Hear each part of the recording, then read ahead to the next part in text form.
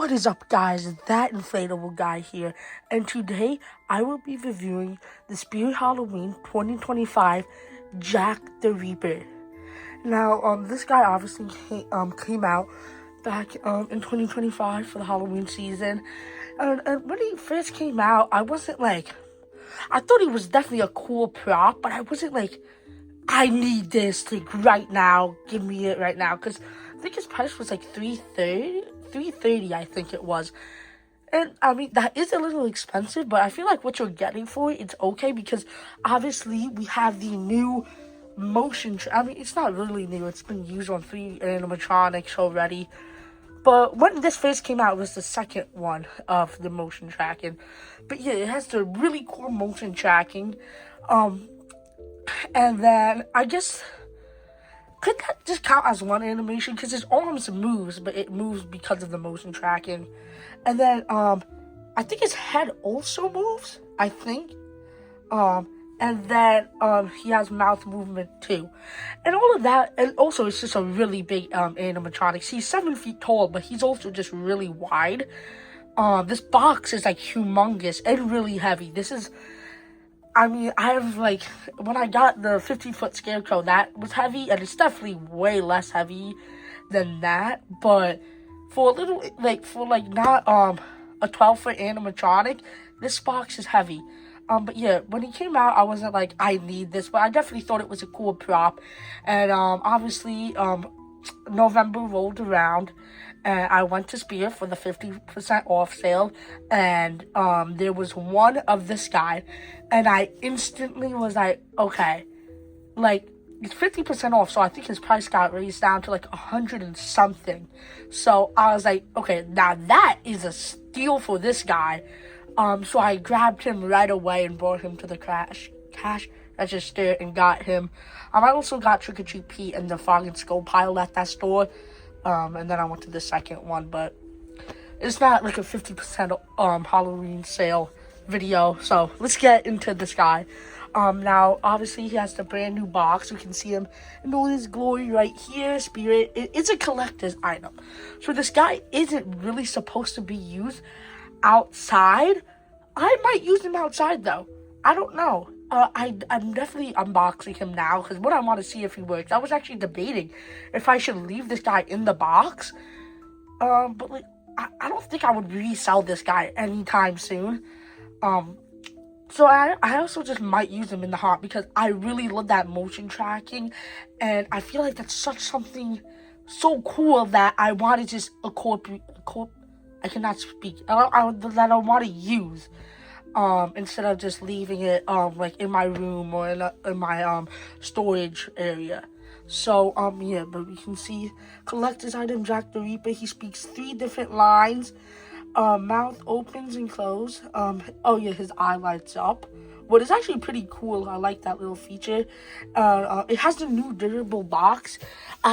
So for the only durable box that I really hate is Trick or Treat Pete. His review's probably already gonna be out, but for some reason it's a durable box, and it self-destructs every time I open it. Like 2 of the corners like bursted open, and I needed to duct tape it or just tape it back. So hopefully this does not happen, because I like this box, and I would definitely not want that to happen to a collector's item. But yeah, the motion tracking, I'll turn it to the side. You can see him with the background. You can see the height comparison, Jack the Reaper, Spirit.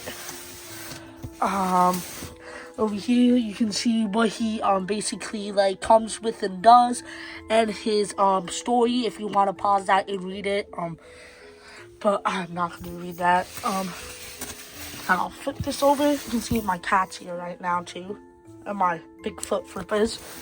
It's pretty drippy.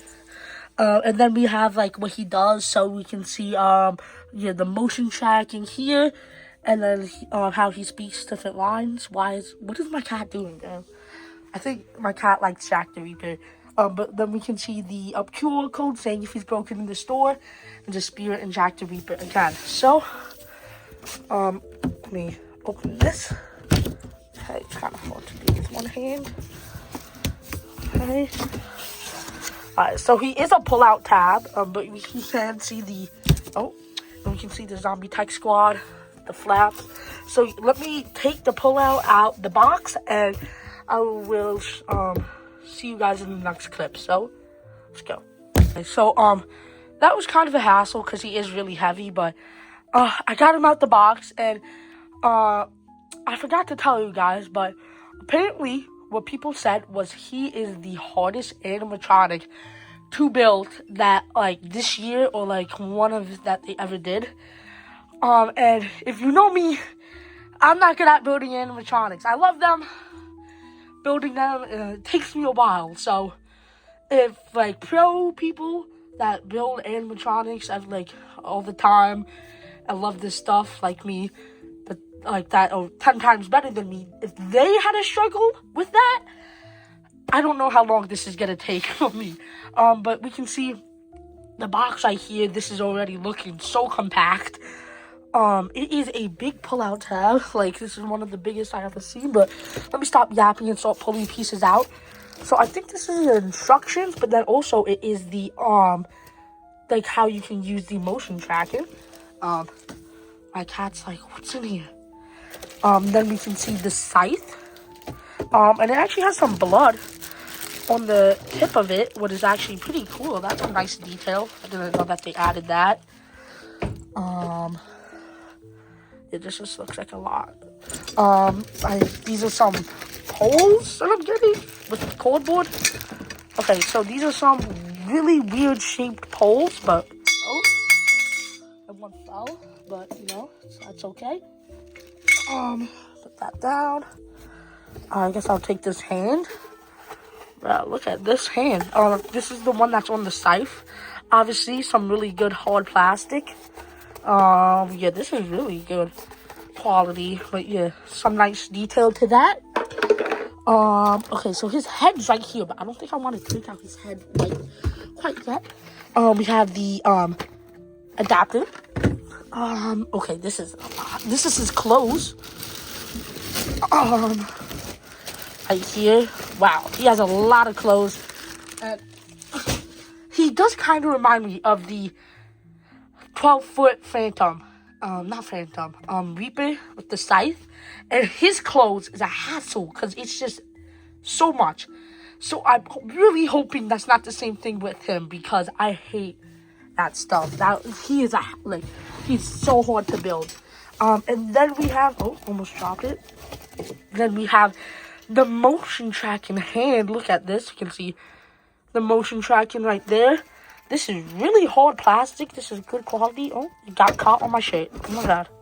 Okay. But yeah, nice quality.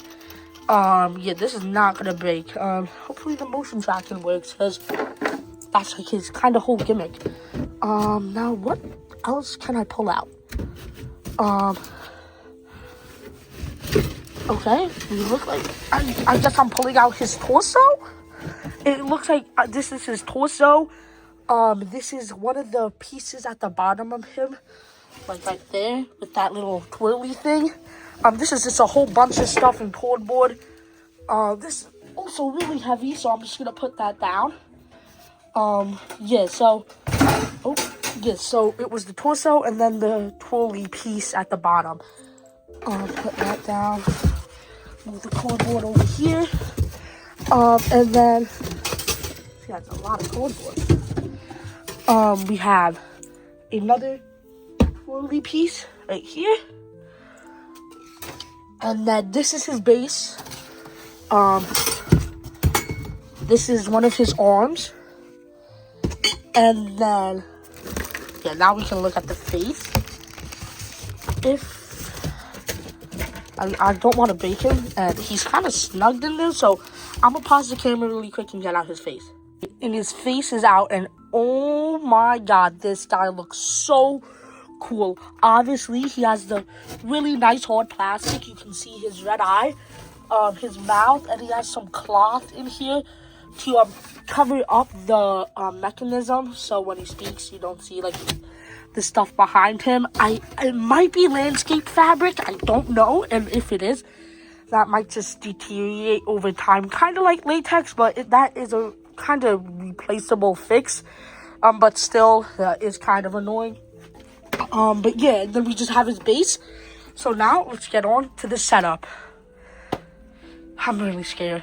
Okay, so I'm in a new location now because he's actually a little too big for my basement when I'm usually recording. But basically, all you have to do is get the base and then get the pole that labeled B. And it has like all these things on it. And you just have to connect it with these. And then with these pins, kind of just make sure that this like stays. So you just snap that in. And then you get C. And also at the bottom pole, there's these like little screws that you just get and just screw it. But yeah, then you get C. And then we have, what pole is this? D. You get D. And then you get this like a weird shaped pole, J. That is the hand. So it should be looking like this. And now let's get to the next step. And then the next step is going to be sliding down the arm piece and then putting on the scythe. And then you're going to get the mechanism. And with that arm piece that is right here, you have to actually put on the clothes first. And then you put on the mechanism. You don't put it through this hole. You put it through this one up here. And now that's basically it. So let's get to the next step. Okay, and then the next step is, if you come in the back, there is like, I can barely show it. Oh, right here. There's this pole that connects up to the arm and also goes, down and comes out, over here. But for some reason, for me, where I connect it over here on the arm, there is like welding problems and, that caused it to like not really go in all the way. I tried chiseling it off, but I did the best and it's okay. But yeah, and then down here you just put the cotter pin and same with that. And then you put the you raise up the clothes, put the arm on over here, and then you put the cotter pin in again. And then you just put before you put on the hand, you actually get this piece of fabric. I think it's landscape fabric. Again, I'm not sure, so I don't know if that's gonna deteriorate over time, but it's an easy fix if it does. But there's wires that you connect, and then you just put on the arm, and huzzah. So now let's get to the next step. Okay, and then next you're just going to attach the weird pole with the snap lock, because that goes first up here. And then you attach the cotter pins, and then you attach the second one that has the little prongs connectors, and you do the cotter pin again, and it goes down, and then you attach it to the pole with the prong connectors over here again, and then cotter pin it, and then just velcro it all the way back up. And then by the head, you put on this little like, I don't know, a flannel? I don't know what to actually call this, but this little like piece here, and then obviously you put on the head and then the hood. So now let's go look at the like what type of modes that he has, and also you have to connect the wires. So let's go do that. I see you. I follow you around every dark corner. Creep along with the monsters under your bed and turn your dreams into nightmares.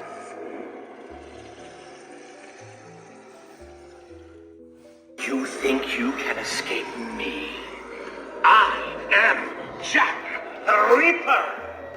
I make the skies turn orange, the wind howl, and the bats swarm. There is no place my bone-chilling grip cannot reach. I can see straight into your soul.